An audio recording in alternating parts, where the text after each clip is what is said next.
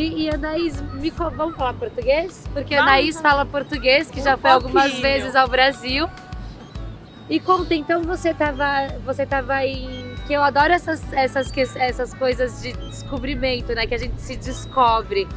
Você tava em Los Angeles durante o Covid. Sim. E aí, então sua história com o surf veio no Covid? Sim, então, porque tudo fechou. Eu normalmente faço circo, tipo telha, isso, mas tudo fechou. E então, a praia ficou aberta. E então comecei a surfar de maneira, tipo, um pouco todos os dias. Pra compensar um pouco essa falta... porque ficar na casa sem fazer nada, fiquei louca, né? Sim. Precisava de sair da casa, ficar conectada na natureza, tudo isso. A gente pensa que o surf é ficar de pé, como fala? De pé. De pé.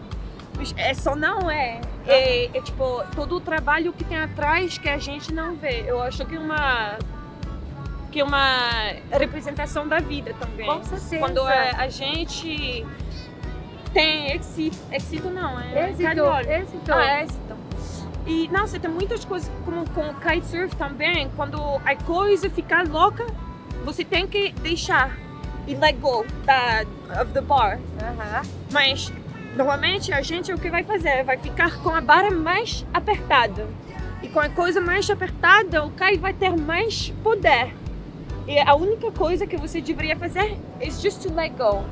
E tudo isso a mim me ajuda muito pra entender a vida. Nossa, e que coisa mais linda, porque eu queria falar bem exatamente disso, e aí eu caí numa pessoa que pode falar tudo do que eu tava querendo dizer, assim, eu não surfo, mas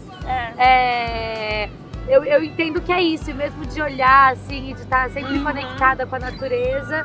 Eu falo que tem que ride every wave, like, o mar sempre muda.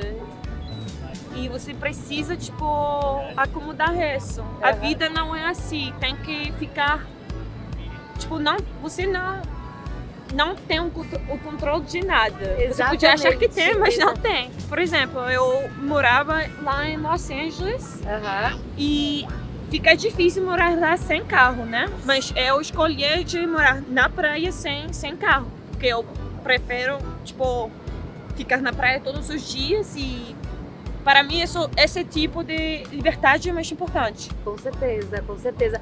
Às vezes as pessoas acham que a liberdade é o contrário, né? É você ter carro, é você ter coisas, enquanto que, de repente, na simplicidade, na natureza, você já pode... Totalmente. Você já pode se conectar, né? Totalmente. É uma liberdade de dentro.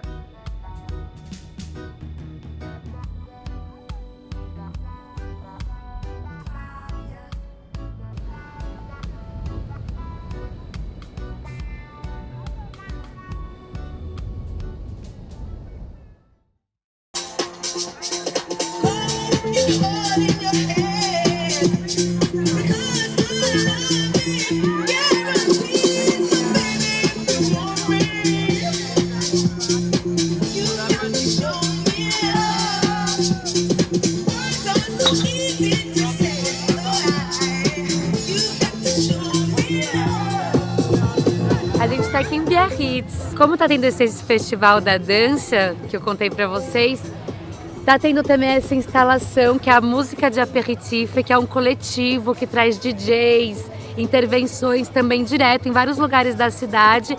E hoje eles estão tocando aqui nesse parque.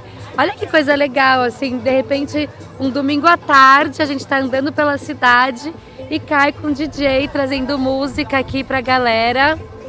Isso é Biarritz. Isso é música de aperitiva. E vamos ver se a gente consegue conversar um pouquinho com eles para eles contarem um pouco do projeto para o canal Expressões aqui no YouTube.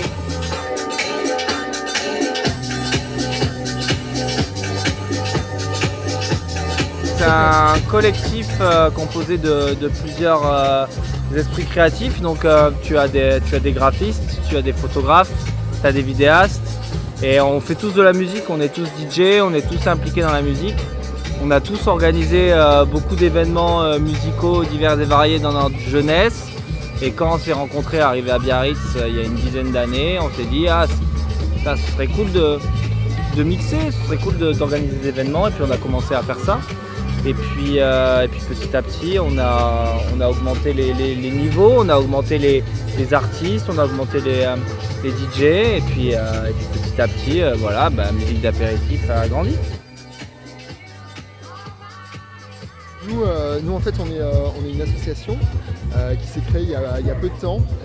C'est une association qui est composée et d'architectes et d'une commissaire d'exposition qui est ici, qui s'appelle Cécile Cano. Ah, cool. Et voilà, donc c'est une association qui a pour but de promouvoir l'architecture et d'essayer de le faire d'une manière un peu nouvelle, c'est-à-dire en associant d'une part des propositions d'exposition comme celle qu'on a aujourd'hui avec de la musique. Et justement, on a d'ailleurs un sujet prévu de faire également des associations avec de la danse, avec du design, avec des plasticiens, et voilà, histoire d'ouvrir un petit peu le champ et de faire venir des gens qui normalement ne s'intéressent pas à l'architecture, de les faire venir et de leur en donner à voir. Alors, on est comme une forme pas de coopérative, mais en fait, dans l'idée, c'est que nous, on est 3 fondateurs.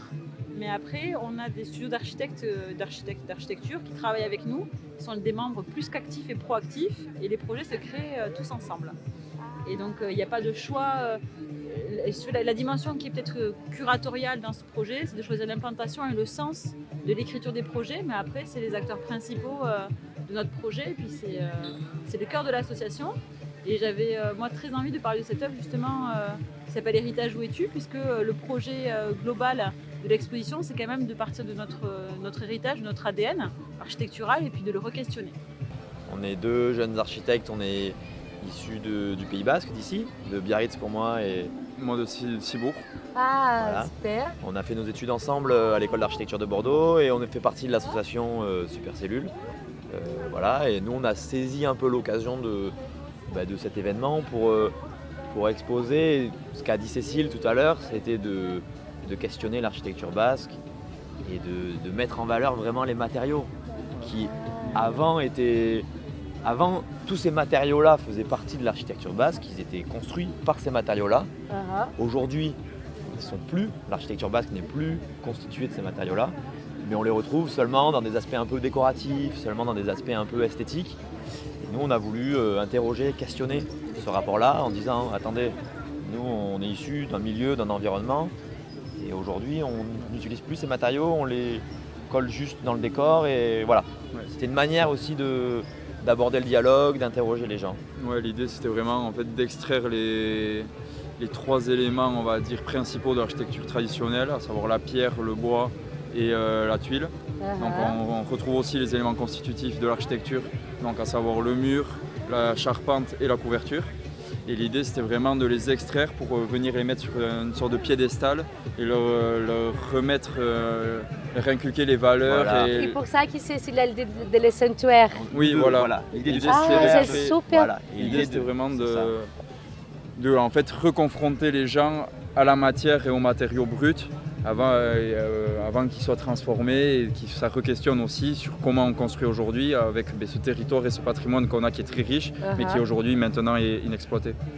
Et là essentiellement sur le volume de base à chaque fois il est déjà prédestiné par la toiture qui est imposée des 35%. Et donc j'ai voulu travailler là-dessus sur le fait que du coup la skyline basque elle est un peu avec ces 35% dessinés dans le paysage, dans les collines basques. Et on a aussi ces éléments verticaux des colombages.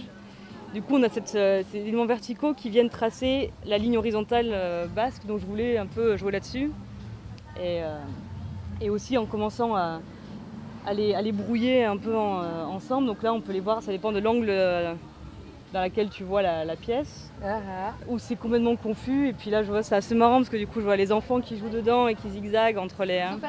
Et ça dépend un peu de l'angle que tu regardes. Et voilà, et donc en fait, quand tu es posé là, c'est plein de petits éléments verticaux, mais quand tu marches autour, tu vois les pans se dessiner et du coup les maisons un peu, tu vois, à chaque fois. Et donc là, ça commence à apparaître, et après, en gros, c'est vraiment une œuvre que tu traverses en marchant. Donc c'était vraiment pour que ce soit dans un parc, pour une échelle assez à l'échelle, ouais, ils mènent un peu au-dessus comme ça.